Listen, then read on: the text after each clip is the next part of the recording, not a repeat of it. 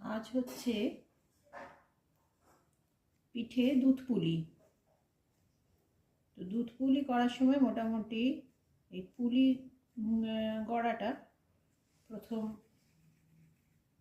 শুরু হয়। ছাঁচটা আগে করে রাখা আছে, ওটা আমার মা করে রেখেছে।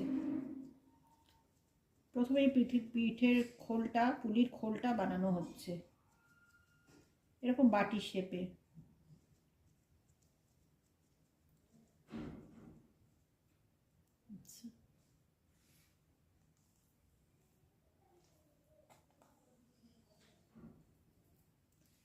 এই ছাঁচ ভিতরে পোড়ার হলো, তারপরে আস্তে আস্তে করে মুখটাকে মেরে দেয়া।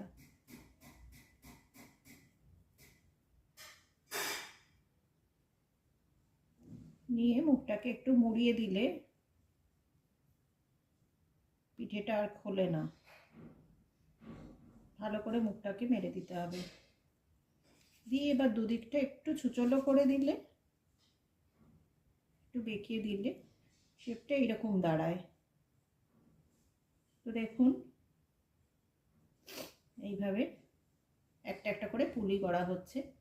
এখানে বেশ কটা হয়ে গেছে, আরও কটা হবে।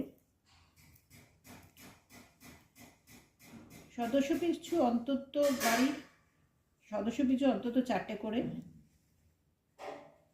হলেই হবে। বন্ধ করে দিই।